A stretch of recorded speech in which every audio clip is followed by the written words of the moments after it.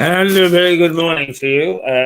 Here we are on a Friday, the last Friday of the month, well, our month, because we're taking a holiday as of today, and we won't be back until September the 4th, a 3-week break.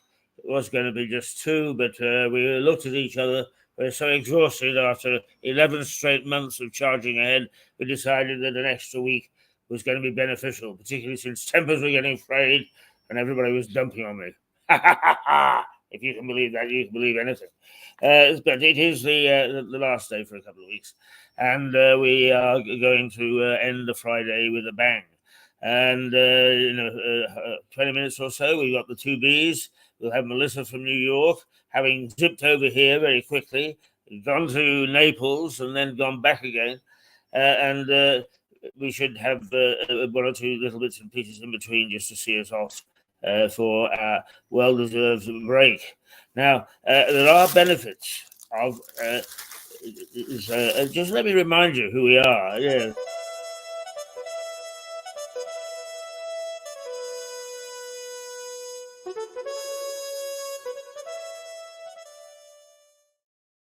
Mirador Television out of the White Hart in Lewis. And there are benefits from being in the White Hart because I have the most wonderful lady who looks after me, Jane.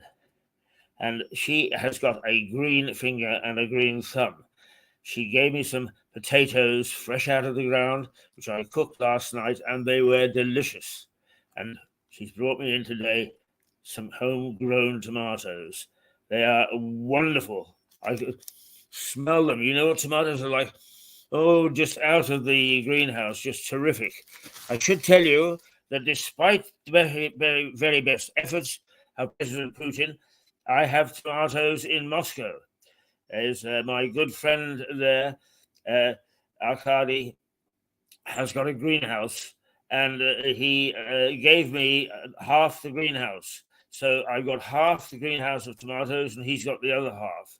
It's unfortunately because of some of the restrictions that are in place at the moment, because of a minor skirmish that's going on, is I can't actually access them. But nonetheless, I know that they're there and waiting for me. So it's a wonderful world, a wonderful day, a wonderful garden, and a wonderful hotel. We better get on with things, I suppose, and let's take a look first at the papers, which is our duty bound, and the Guardian, as usual, is it can't help but use its pages for political points. It is a pity, really, because it's not a bad paper by any means, but it just can't take its foot off the political agenda, and it's just a great pity, just a great pity. But it starts off with a poke at the Prime Minister.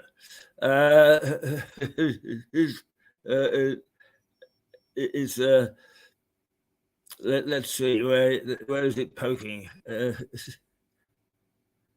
No. Okay, we haven't got anything for that. So the headline is, the PM will go down in history for failing on climate. Greenpeace. And these are the people that actually go and attack ships and do all sorts of crazy things, and have somehow got a cloak of respectability. A colleague of mine, several years ago now, but a colleague of mine, a very, very good and independent journalist, applied to them to be in charge of their videos and got the job. She was with them for a week and she quit because she found that she was being told to produce politically toxic videos for them. I lost any sort of respect for Greenpeace some time ago. But it talks language that some people want to hear, so I suppose it'll carry on. But it can't help, The Guardian can't help quoting a toxic organisation. And you would have thought there being a Fleet Street regular and a Fleet Street operation, that what it would do is it would actually look carefully at the things that it's quoting. But no, not a bit of it. It's they lead on Greenpeace stating that Rishi Sunak's government will go down in history for failing the UK over the climate crisis, and that if anything is loaded, that is. Oh well, there we go. Now, the Daily Mirror. Guess who had Shell shares? The Mirror is having a poke. When she was Secretary of State for the Environment, Teresa Villiers owned 70,000 shares in Shell while she was Environment Secretary. She's apologized for her failure. But Greenpeace, here we go again, Greenpeace, boy, have they been active over the last 24 hours, says it shows how close the Tory party is to the planet-wrecking industry.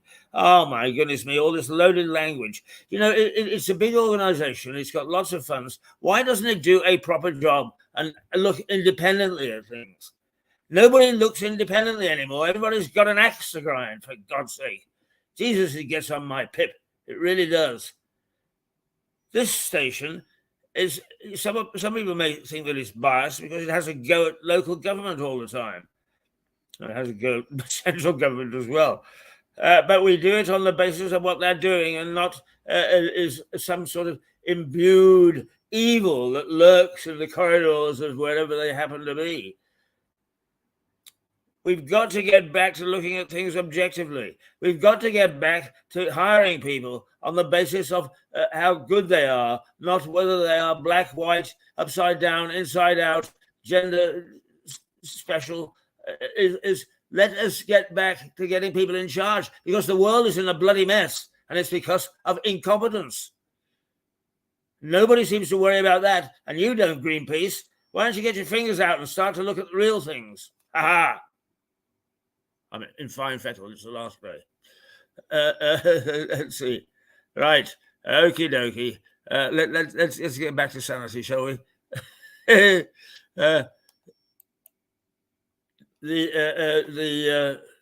Daily Express fears of a surge in small boats.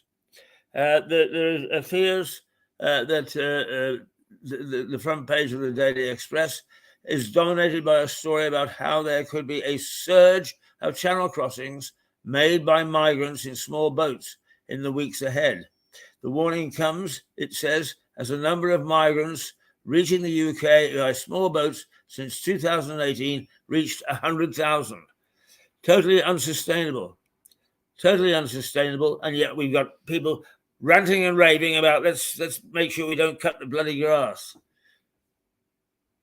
Of course, we all want to save the planet. Of course, we want to make sure that we are leaving a future for our children. But we're not going to do it by actually ruining the society that we've got. You can't actually build without some sort of basis, without some sort of strength. And when will these stupid people, well, who are ill-educated, ill-advised, non-experienced, until they actually start to sit down and start to think and not just gaze at their bloody navels. The parts of the body that you can gaze at. We're in for a bad ride. The Times, the rush of migrant crossings takes channel total past 100,000, right? The Times has a story on how strikes are pushing the NHS to a tipping point that will make it impossible to cut waiting lists. That's its second story. A walkout by junior doctors begins on Friday. The number of appointments cancelled due to industrial action is approaching 1 million. The Times also has a story on the number of migrants arriving on British shores on small boats, hitting 6 figures. Yeah. The Mail.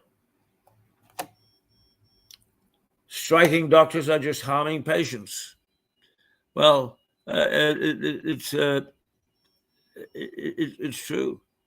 We can't avoid the fact that this is happening.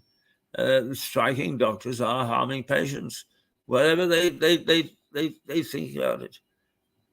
Whatever they may argue is the justification of their case is striking doctors are just harming patients.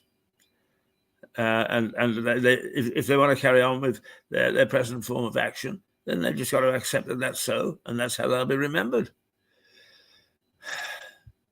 I don't have anybody close who's in danger. I personally have a lot of medical problems, and I just ignore them. But I'm unusual. Some people need the doctors. They need to be looked after. And it really is beyond... I better take that off. It is beyond the pale that that they are behaving like this. But young Turks, you can't tell the young. We oldies are accused of dumping on them all the time. It's only because they don't think.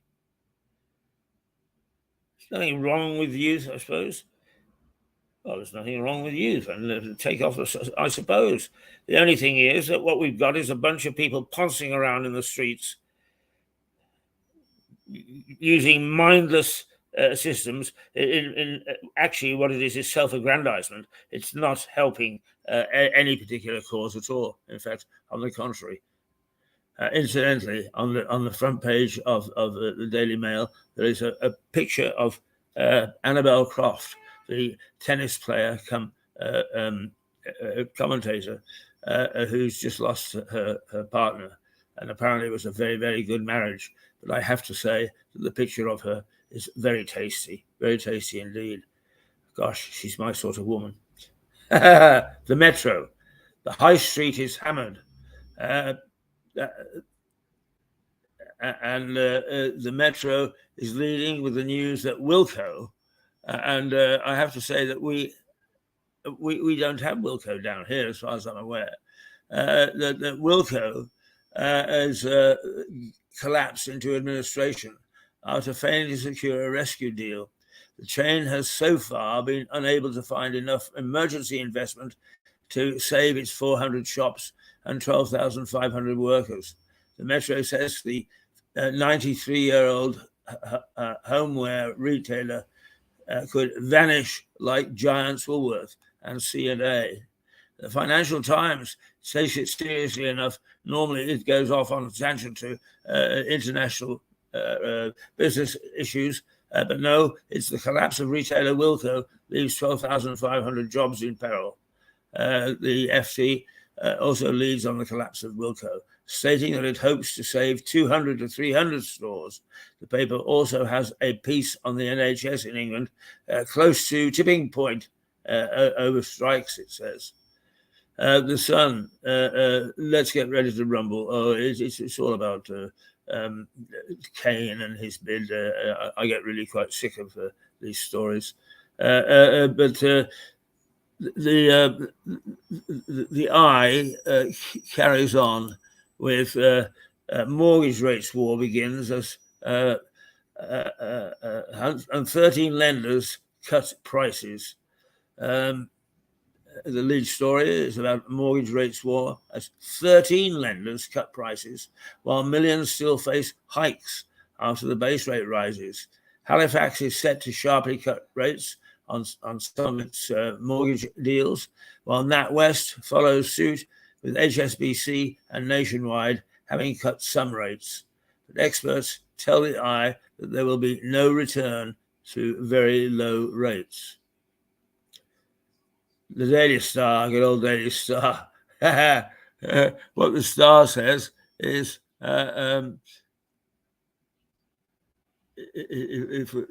yes, what the Star says, Costa del Dole. It reports that apparently we all think that the Costa the beaches, jam-packed as they are in the usual places such as Spain and Italy and so on, are now very, very dull. There is nothing exciting about them at all. So what we're doing is we're turning and going to Belgium, and it says if you want to go from dull to dull, you go from Costa del Dull to to Belgium. You couldn't find anything duller. Extreme heat waves are going to push Brits into ditch summer holidays in Spain due for dull old Belgium. Well, there you are. It's not going to be such a hot day today. 19 degrees at the moment, though, partly sunny, so not too bad. So let's just consider where we are and what the headlines are this morning, because what's upset me is that some of them are highly politicized. I am a great defender of the media. Hearing all this,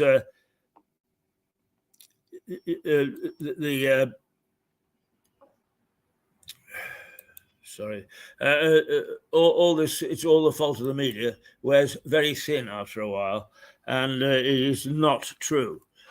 What we do normally is we reflect what's going on in our society. We don't actually cause it. And I even heard my priest in church one day say it was all the fault of the media.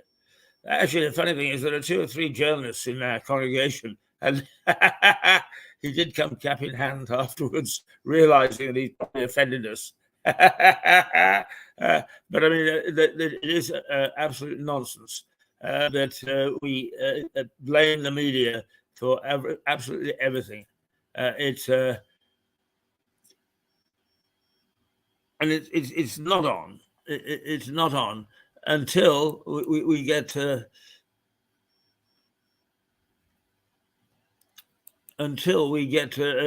situations like this, when we get the papers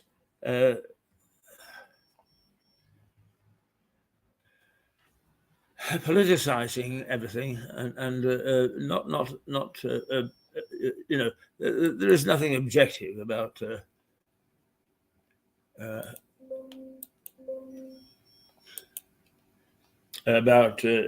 reporting like that. Of course, I should point out, as Andrew Marr points out in A History of Journalism, is the idea that we are all squeaky clean in media, and we go down the middle road, is we're never born that way. In the time of Charles the First, when there was a great deal of anti-monarchical sentiment, is the early journalists who were pamphleteers. They would hammer up on a wall a sheet, a pamphlet, telling people what they are doing, and they would run like hell, because normally it's down with the king, and the king was not averse to sending out his men to picking these people up and chopping off their heads. So they were brave souls, but they were also very biased, and that was the birth of English journalism. So we are lucky in this country to have 8 papers that are survivors in a very tenuous world, in the media world, and they range from the Telegraph to the Right, over to the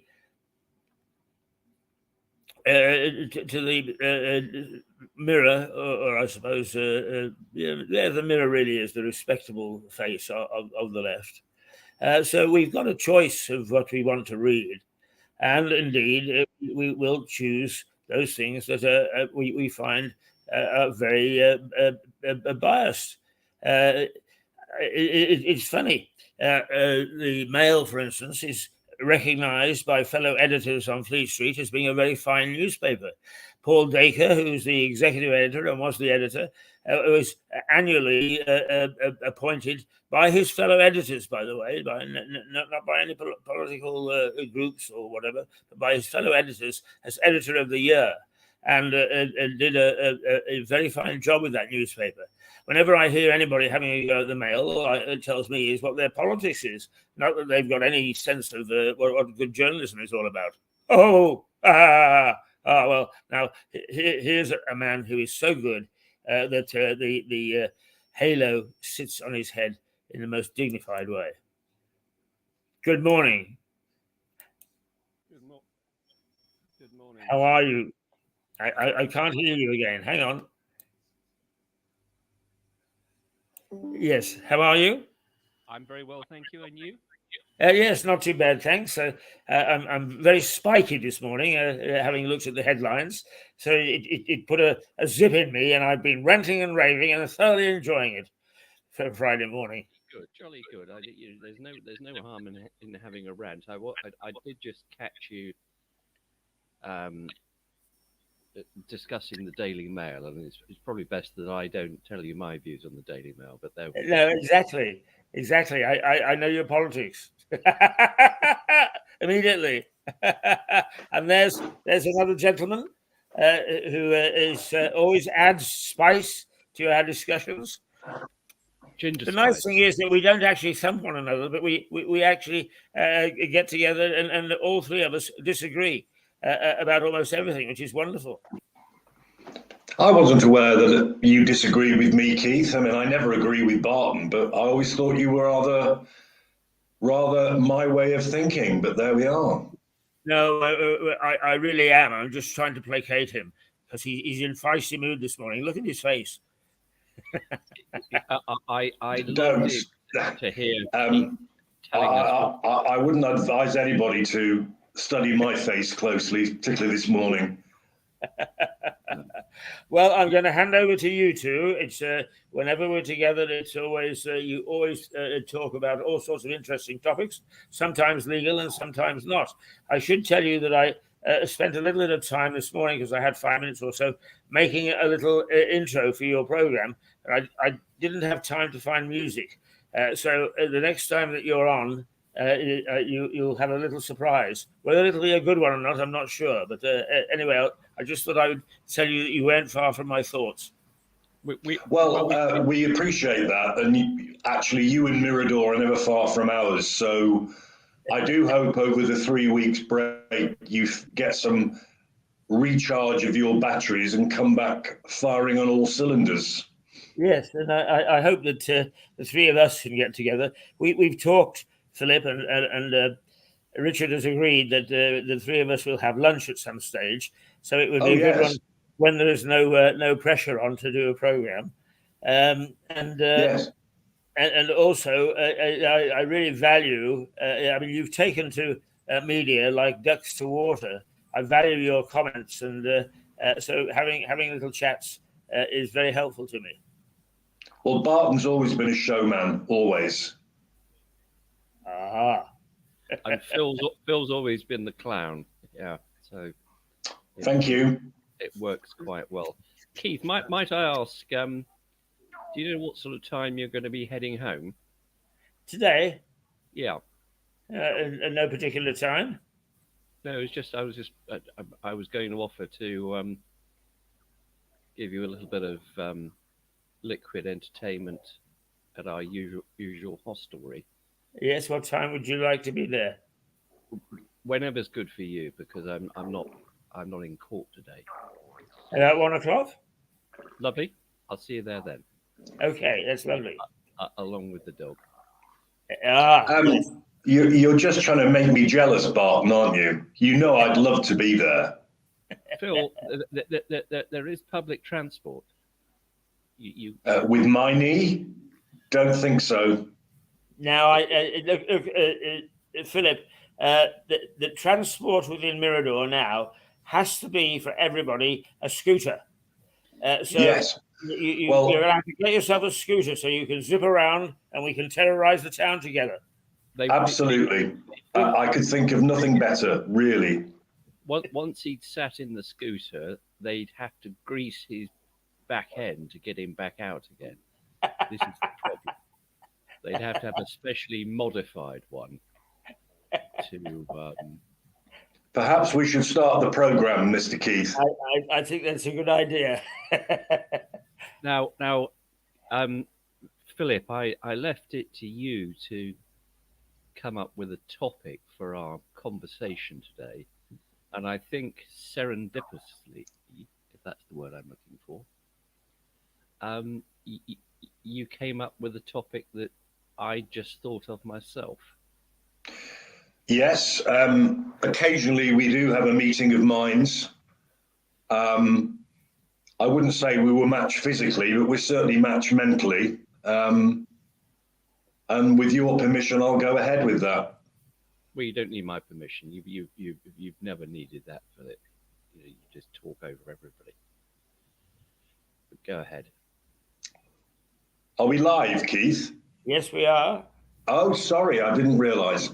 Well, Keith, the subject that Richard and I, in all seriousness, came up with, as he puts it, in a serendipitous way, was the recent news of the breaches of confidentiality in the police service of Northern Ireland. And given your time over there, it would interest us, and I'm sure the one man and his dog, to take your views about this, because personally speaking, I was horrified that in times when there is still an undercurrent of terrorism and sectarianism, that handed on a plate online, both service personnel and civilian workers online, all of their details, family details, where they live, even apparently even their hours, you know, just their shift terms, where, when. And I cannot imagine, well, I suppose I can, but I cannot actually fully grasp how those people must now be feeling. And I wondered what your thoughts were. I'm absolutely appalled. But you know that I don't have the great faith that a lot of people have in computers anyway.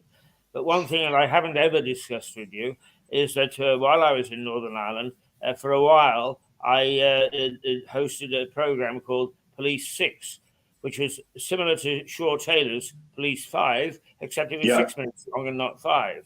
I remember Police 5. Yeah. Yes, well, on a weekly basis, I would go down to Knock Police Headquarters and go in and discuss the latest cases with the police. Put together a program which would go out later that day. So I got to know exactly how the police feel. I also ran a sort of a safe house for the British Army. And that likewise, as I knew how they felt about the whole situation as well. Now, there is no question that there are some excesses. And I spent one very, very sad night where a special branch detective that I knew quite well was in the top room of a pub, actually, with friends, not just ordinary pub people. But he was waving his gun. He's drunk out of his mind. He's waving his gun, tearing around, swearing and so on, because he had just seen some really horrific stuff, and it had affected him very badly. Now, those sort of things do not come out, that people are affected like that. You either hear one side or the other talking about police brutality or what the terrorists are doing and so on. It is a very, very sensitive situation, and you are absolutely right in your assessment that it is still quite toxic. And in fact, I have an ex-policeman as a son-in-law, so I get a little bit of inside information as well. I think that this is absolutely appalling, and that people who are in charge of this sort of information can allow it to escape is absolutely, they should all be fired. But yes, you are right. Most of those policemen and ex-policemen, and perhaps even myself, because I would obviously be in the database of that, are feeling very sensitive because they can still be victims of terrorists as much now as they were back in the 70s. Oh, they don't forget. No, they do don't not. forget. And I I remember watching a very realistic program, I thought anyway, some years ago called 12 Dead Men Walking. And it was based on a British agent, a Northern Irish lad, a British agent. Ben Kingsley played the controller, of all people. And this young lad had tipped off the Brits about a particular pub bombing. And nobody was hurt, and suspects were caught. Well, the message of that, because first of all, they captured him, the IRA, and did the most appalling things to him. He managed to escape by crashing through a plate glass window, falling 2 floors down to the road, where purely by chance there was an ambulance, of all things. It may be a bit melodramatic, but he survived that. But the message was the program ended with him in some godforsaken place, ironically in Canada. And they found him and shot him. So they never forget. No, they don't. Just like Putin and his traitors. Yeah. Now, I wonder what you and Richard think. They've said it was human error. I smell a bigger rat than that. 1 breach is careless. 2 breaches is a bit smelly to me. Do you think it may have been an inside job? It could easily have been. The infiltration of terrorists into various organizations is quite thorough. And they play the long game. They don't sort of do something on a Monday in the hope that it'll result in something on a Tuesday.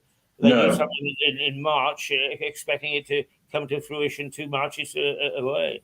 So I agree with you. I think there is a real rat there. Having said that, of course, we don't hear much, but I'm quite sure that Special Branch are on the job trying to suss out exactly what happened and whether, in fact, they should be looking for individuals who are inside working against us.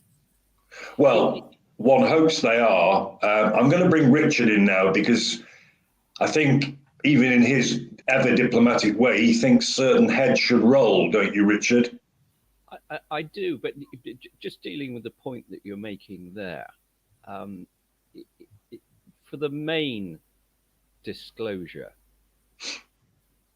it's odd that it should have been as a result of a Freedom of Information application. I don't understand why there was such an application, frankly. I'd be interested to know who made the application. Yeah, very valid point. And in what circumstances. You know, Philip, you and I will come back to the point you asked me in the fullness of time. You and I know that if I were to allow my computer to be seen by somebody else, unencrypted, so that they could have access to it, the Information Commissioner would fine me literally tens of thousands of pounds. Yeah. And that's sort of standard. That's not me. That's the way it is. I hate to think what the police service of Northern Ireland are going to be fined for this. Well, it's impossible to find anything positive about this. Yep. It staggered me that such information would be available in response, as you say, to an FOI application. How that can be within that remit, I actually fail to see. Yes, and they're talking about human error, but They are. I agree with you entirely that smells a little bit smells even more than Jed does. What, that whiffy? Yeah, that whiffy. God. But to come back to the question you asked me, Phil, I think that the head there ought to fall on his sword. I'm not suggesting it's his fault, but he's had two serious breaches. A pair of breaches, I suppose you might say. But the wrong trousers. Exactly. 20 years ago, even 10 years ago, somebody in his position would say, okay, I'm off. And I've got the quote here from him. He says, leadership is not about walking away, it's facing up to responsibility. Now, I can sort of see that, but if I were a policeman at the moment working under him, I would have no faith in the system and I would be walking away. Well, that's the other point of interest that I'd like Keith's views on. I mean, forget the top dogs. I'm not being dismissive of your view, but it raises two questions to me for your consideration, Keith. Firstly, it's all very well somebody falling on their sword, but who replaces them? Well, that's a very, very good question. One of the big problems is that people at the top of a police service are the most experienced and the most successful here on Yes. the mainland, and they're not terribly welcome in Northern Ireland. We think of people as loyalists, but in fact, what they are is they're loyalists to the Union cause, not to the UK cause. And I had many scary moments because I was a Brit when I was there, and from loyalists. In fact, the one time I was threatened by a so-called corner boy, in other words, a young thug, it was the most terrifying moment of my life. I can remember the blood running through my veins in absolute terror. And he was a loyalist. I suppose he's on my side. I also, and I don't want to say too much, but I also got involved with some spies, if you want to put it that way, who were from the top echelons of Northern Ireland society, and who had turned from one side to the other and were spying. And they did that with a clear conscience. So those are the sort of people that could easily get access to this information and make sure that it became available. Well, I'm glad you survived the corner boy threat. I think I know exactly the sort of thug you mean, because another thing I watched, again, I hope realistic, was a film called 1971 about a young British squaddy whose best mate was killed on the street by armed terrorists during a police raid for guns. And he had to flee for his life. And he wasn't particularly well protected by either side, to say the least. But returning to the main theme, Richard's point about if we were members of the PSNI now and we knew all our details were in the hands of God knows who, what would we do? Would we stay in the job? Well, I wouldn't even stay in Northern Ireland. Fair point. Yeah. Keith? Well, you have to understand is that perhaps we get along so well together is because I'm peculiar. I need not have gone to Northern Ireland in the first place. And once I was there, supposedly for 2 months, which stretched into 15 years, right throughout the entire troubles, is I needn't have done that either. But I did. So I tend to point my chin in those sort of directions. So the answer is Keith, Mr. Keith, would say yes, I would. But I do understand that a lot of people would immediately want to sort of get out of the oven, as it were, get out of the kitchen because it's become very hot. Richard? I hadn't realised. I'd always misunderstood the term the Troubles. I thought it was to do with sectarian violence, but you've just enlightened me that the Troubles meant that you were living there, and that's what troubled them. I can see that. I can understand it now. Yeah, I have to confess I'm a bit of a disturbing influence wherever I go. Well, I didn't like to say it. There is a petition available at the town hall to be signed for anybody who wants to express their views. Is that the town hall whose architecture you admire so much? Yes, very much so. Yeah, but you know, it seems to me, looking to the future, there will be a lot of officers there who will consider their future. I can well imagine other police forces in the United Kingdom, without doing it too overtly, will be making offers. Come over to wherever it might be, and you can have a job here.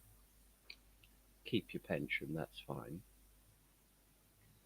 And they will have inordinate difficulties in recruiting new police officers. So there will be a crisis of having adequate police officers in the one area of the United Kingdom, with the possible exception, I suppose, of some parts of London, where you really do need police officers to be there in numbers. I can't disagree with any of that. Sadly, it is a crisis. Yeah. It is a crisis. So in conclusion, Mr. Keith, because we could move on to lighter things, but in conclusion, I mean, what is your final... Sorry, Richard. No. You asked Keith the question, but I've got one other point that I wanted to make on this topic. But you asked... No, I'd rather Keith had the final word, if that's okay with you. So you raise your point. Absolutely fine, yeah. You know, one thing that, Philip, you will have come across, and I've come across, is the use of covert police officers on the mainland. Yeah. And one of the very obvious ways that they're used is as what's called a test purchase officer. And that's somebody who is a police officer who deliberately makes himself look like a drug user and goes out on the streets of a town or a city and buys drugs and builds a relationship with a dealer, and sometimes goes up the chain with the dealers. Sometimes they can be very brave. They'll go around to the dealer's house type thing. Now, almost invariably, those are, and I, you know, Philip, you will have dealt with countless cases like I have about that. And I've never known the names of the officers. They've always got it's always just a single first name, which isn't in fact clearly their real name. And they're shipped in typically from one area to another area, because you don't want to be the test purchase officer in Brighton who next week somebody sees in Morrison's on St James Street. Well, that's where you do your drug dealing, isn't it? Very, very much. Well, I buy my fish there, and I've got to say I am addicted to it. Yeah. But does seem to me that there is a. I know it's a slightly odd point, but there isn't the equivalent in Northern Ireland because it's a single police service. The names of those officers who do that sort of covert work there have been included. What are they going to do? Are they going to ship all of those out to the mainland, and then send what I suppose would have to be volunteers to Northern Ireland? You know, up sticks, take your family with you. We promise not to give your details out as well, and it wouldn't work because. For example, drug dealers or whatever it might be, militant terrorists will strongly suspect somebody with an English accent. So I was about to say the accent is the obvious one. Yeah, so the pool of officers, and it's male and female, and they're very dedicated to their work. Admirable work that they do. And I think I've mentioned before, there are some who, for example, pursue paedophiles. That's another area where, so you've got drugs, you've got terrorists, you've got paedophiles, all of whom where you've got undercover officers, face-to-face meetings. If you went over there with an English accent, Keith, I would imagine that there would be some suspicion, wouldn't there, about whether or not you're actually what you say you are. Yeah, absolutely. You can't say, I'm from Derry and I want some drugs. Well, you would stick out like a sore thumb. I mean... Yeah. Yes. Horrendous thoughts. No, it's not. Sorry, Phil, you ask Keith. No, there's no sorry needed. I mean, because let's not forget, Keith may agree with me that the terrorists now, in theory, underground, they deal in drugs big time themselves, don't they, Keith? Indeed. I mean, it's much like the mafia. There is as much business involved as there is sectarian ideology. And it always has been, even way back in the 1970s when the whole thing really got going. But I wonder if, just as two last points, Phil, I mean, I have a lot of peculiarities, and one of them is that I actually write quite good copy for advertising. So on the side, I used to do some work for an advertising agency in Belfast who had the RUC as their client. And I can remember being called into a meeting to discuss what we should be saying in ads and so on. And they said publicly, the Northern Ireland government has said they're going to recruit another 1,000 policemen. They said they'll be lucky if they get 20. It's a public face that they put on, is we're going to recruit all these policemen. So that they can't get them. No matter how good a campaign it is, they can't get people to join the police service. So that they bluff with the figures to keep the public calm. And that's always a problem. And I think that probably it's still a problem with the police forces today. Katie Bourne here proudly said, we got 3,000 police on the Sussex force.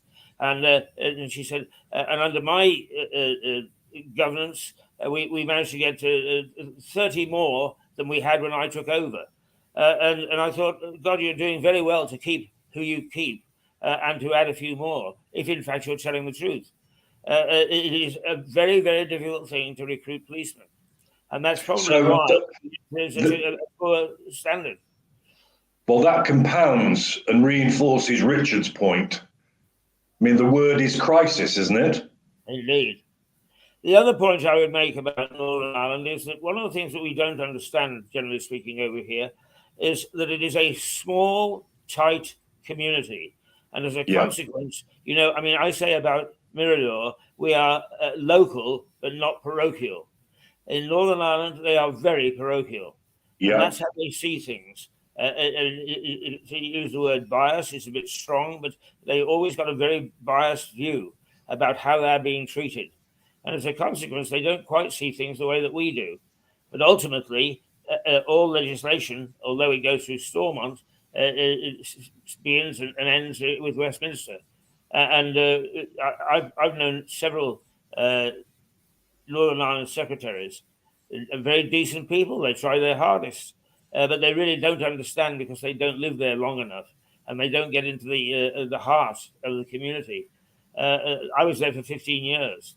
I think I understand the Ulster community, and it is not an easy one to live with, and it is sort of bias towards themselves, an introverted look at who they are is part of the real problem. Well, Yes, I must say, even remembering Northern Irish people of both faiths as fellow students of mine all those decades ago, they were incredibly insular, felt very badly done to, and actually then will say things like, but we're the funniest people on earth. They thought really rather highly of themselves. Well, I beg to differ from this person's point of view. And I always found their accent really quite difficult to deal with. There we are. Phil, we find your accent very difficult to deal with. No, I know that, but any final points from you, Richard Barton? Well, just to add to what Keith said there, and I've got a fair amount of experience of Ireland. They all have long memories as well that go before they're born, and grudges are held and remembered and passed down the generations. And I could be having a go at the pair of you for the Highland clearances, but you do that anyway. Exactly. On a weekly basis, Philip, you know that I take you aside and punish you for what you did to Bonnie Prince Charlie and thereafter. Quite. Well, you go back as far as Bannockburn. Yep. Well, let me give you a confession here. I've got a cousin because my family come from Dumfriesshire, southwest Scotland. A cousin of mine looked into the family and was in Scotland. They had a scheme where you'd get a grant to look at your family tree and research it. And she took it back to about 1720. But it was clear, because she wrote it all out, that in fact, because they were southern Scots, they were the ones who kicked Bonnie Prince Charlie's bum as he fled back up to the demise at Culloden, because they weren't Highlanders. Well, that goes back to Robert the Bruce and William Wallace. Well, Robert the Bruce is something of a hero in southern Scotland, because of the stability that he brought there. For example, if you go to, I'm just trying to think of the name of the town, Langham. There's a big horseback statue of him there. I've seen that statue on media. William Wallace, am I right? Because he was low-born, and because Longshanks bribed all or most of the Scottish barons, there was that battle, not Bannockburn, there was the battle when Wallace, everybody deserted him. Yep. And he fled and was eventually caught, and horrible things were done to him. horrible things were done to him in London to see him off. But he's not the only one. The Scottish monarchy, for literally hundreds of years, before and after that, was a terribly violent group of people who were always plotting against and then killing each other in circumstance. There was one king who was told, "Look, come here, come to the monastery. We need to talk about this because we're arguing." And he just got run through, because that's what they did. Well, nothing's changed, has it? Yeah. And I just a little on the lighter side say that I've actually in a boat floated up to the cave where Robert the Bruce sat washing the spider. If at first you don't succeed, try again. And that is on Rathlin Island, famous recently where Richard Branson's balloon came down, but also a stopping off point for the Ulster chiefs and the Scottish chiefs when they tried to take one another over. And a very bloody history it has too. Yes, there is that strong link between in particular, the Southern Welsh Scots and the Ulstermen, because obviously that's what happened. You know where the word boycott comes from, Philip, don't you? Some dour Yorkshire cricketer. No, it's not Sir Geoffrey. Don't you worry about that. What about me cricket? Hey, cricket. My grandmother could hit that with a stick of rhubarb. No, it comes from a landlord in Northern Ireland who was imposed upon the locals when land was taken over by the Protestants, whose surname, I think he was Captain Boycott. And people refused to work for him. Hence the term to boycott somebody. Yes. So you truly are the fount of all knowledge. It's something beginning with F, certainly, Philip. I've no doubt about that. Yeah. Now, Richard, I watched until it came to a rather sad ending, your chat with Keith about your likes and dislikes in Lewis as a Louisian. I'm gonna publish a book on it. I tell you, the likes, my notes on the likes. That's my notes on the likes, and then I can't even pick them up. Here we go.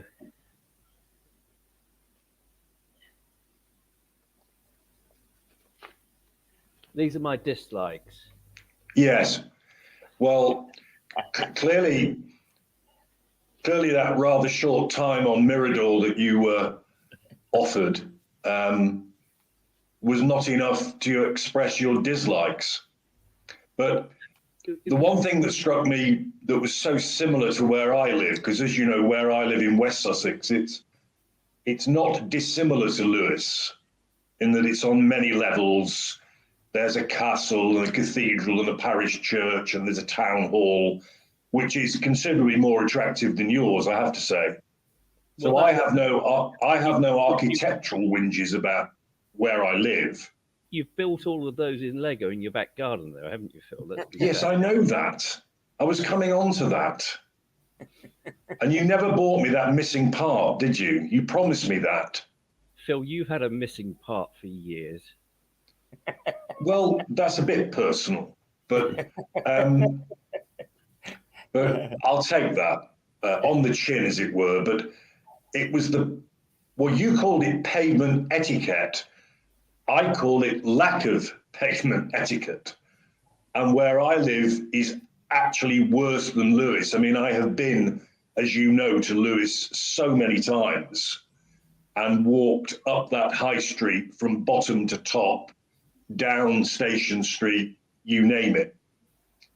But here it is appalling. And it isn't just the visitors, of which there are far too many. And here it spills out into the roads, the narrower roads that feed off the high street, where there are many shops, pubs, you name it. There's no point trying to drive up that road. They don't get out of the way. They literally don't get out of the way, and they look at you as if it's your flipping fault. Philip, you have to remember that you are twice as wide as a normal person.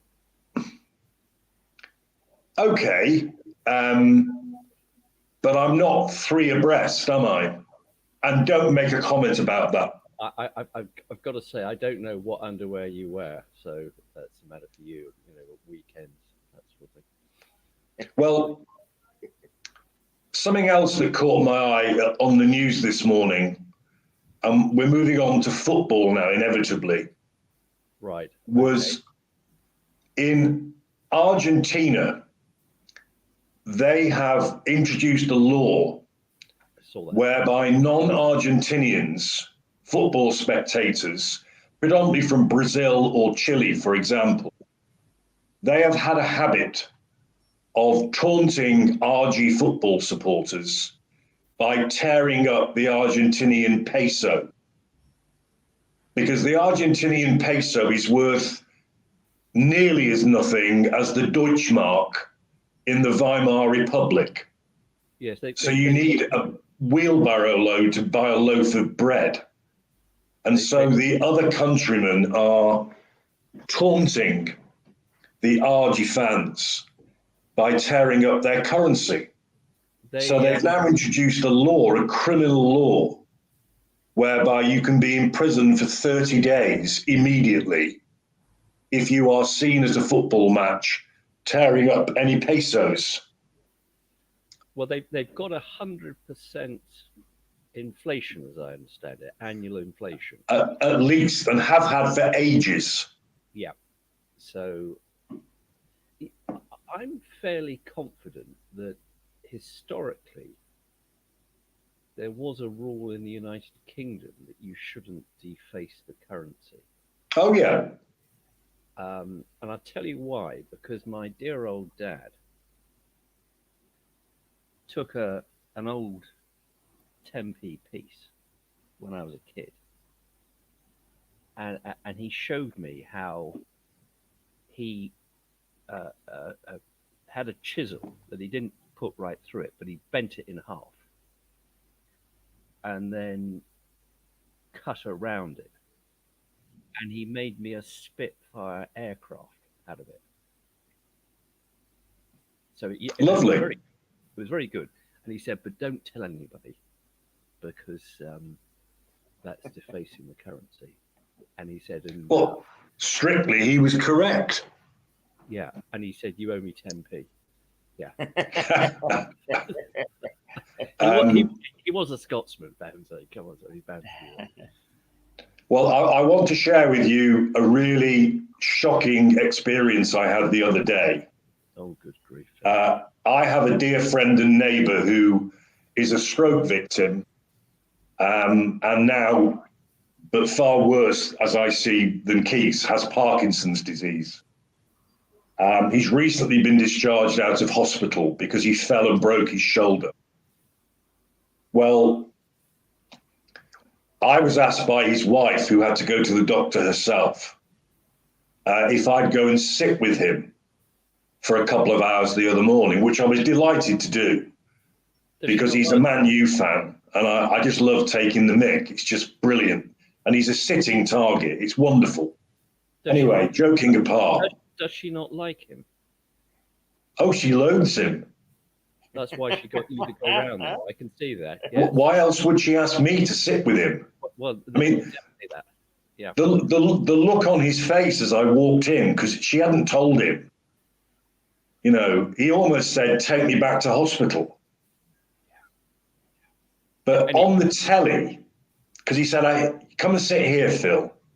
And on the telly was a women's Minnie Mouse World Cup match. Careful, Phil. Something that you know, Richard, I had been studiously avoiding. And there I was, a captive audience.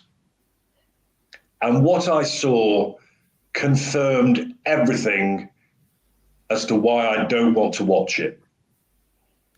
It was, I think you saw an own goal that rather horrified you, didn't you? Yeah, but I have been watching it, and you know, the Lionesses have done extraordinarily well in the last year or so, and I think we ought to get behind them. And well, you've always liked to get behind your women, haven't you? Shush now. You know, I don't think there's a problem with A, women playing sport, and B, people watching it. You know, as I've probably told you, there was when my girls were younger, I took them down to the Dripping Pan, and we watched Lewis FC ladies. Yes. Play against West Ham, who are the team that I support, and it was just yes. You know, it was a lovely thing to do. And as you know, Lewis Football Club are the first club in the country to introduce equal wages for the men's and the women's teams. That is a fact that you have already told the one man and his dog in an earlier programme. I have, exactly, but I repeat it because you're being sexist in what you're saying, Philip, to be honest. Well, a programme on the radio that I overhear, I don't listen to it, is Woman's Hour. I thought you were going to say that. My wife is a devotee, rather like the late Queen, of Woman's Hour. And when this Women's World Cup started, a group of female fans, English fans, were interviewed by this rather gushy interviewer who runs the programme. And they were all going on about what a wonderful time they were having and everything else. And then this one female said, and this makes me wonder what sort of planet I'm on, said, and you know, the best thing is it's not the football, it's the fact that 9 out of 10 women I have met are non-binary. Can somebody explain that to me? No, not on air, Philip. And I think we're going to have to send you off for reprogramming, frankly. Well, the game I did watch part of was Jamaica against Colombia. Yeah. Colombia beat Jamaica, and as I understand it, they now meet England on Saturday in a quarter-final, and no doubt you'll be there in front of the telly, Richard. I will. Jamaica? Colombia? Jamaica. No, she went of her own accord. Yeah. Oh, my God. You know, I can see no harm in supporting. For example, I've been, insofar as I've been able to, watching a lot of the cycling, which is very diverse because they've put together a whole. I didn't catch that, Rich. Watching a lot of what? The cycling World Championships from Scotland. And oh, right, okay. That is wonderfully, you know, I'm keen on cycling. I'm too old and fat to do it much myself now. But that's wonderfully diverse because they obviously have the men's, the women's, and they have the paracycling, all interdispersed with each other. So all sorts of cycling going on across Scotland. There were beautiful views. Trick cycling. Trick cycling, yep. beautiful views of Stirling Castle yesterday, where they were having a sort of time trial around it, and you just sort of forget how gorgeous these. Obviously the weather was good. It's easy to forget how lovely these places look. But I'm not. We're all losing each other now. All right. Okay. It's all right. You can keep going. We can hear you. Yeah. Okay. I think somewhere the signal's going a bit wonky. Well, I know where the wonky bit is here, Philip. I can tell you. But I do promise you this, Philip. That But Stirling Castle. Yeah. Go ahead. No, when you retire, carry on. I make you a promise, Philip. I'm going to retire to Scotland. You are. And I pledge this, that I will not invite you along. I've already worked that out myself. Yeah, can't say. I mean, you are presuming that I would ever want to go up there in the first place. Up where? Scotland. Oh, right. Sorry, I misunderstood you for a minute there. Yes, I wasn't talking about in this conversation because I'm never going to retire.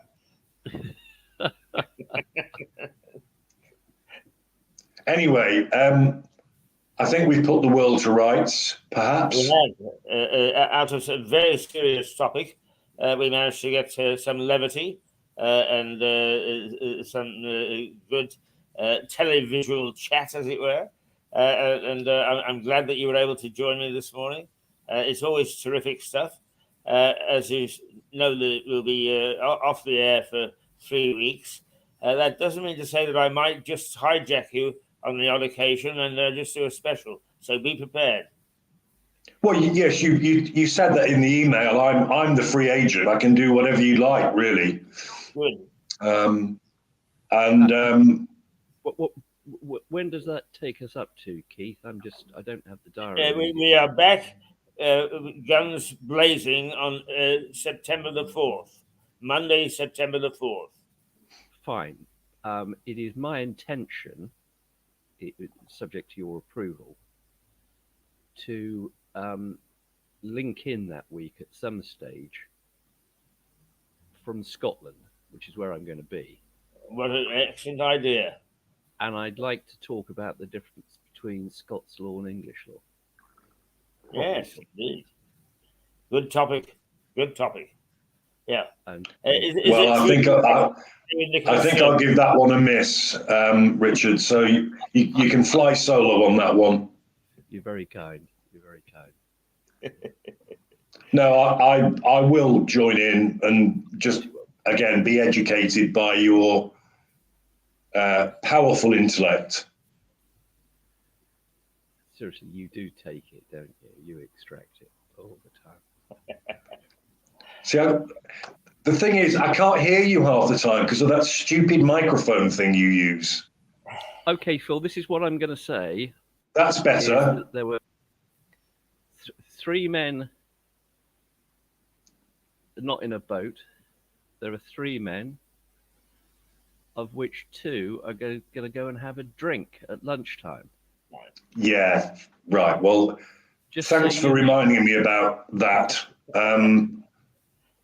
All I can say is I hope the wine proves sour.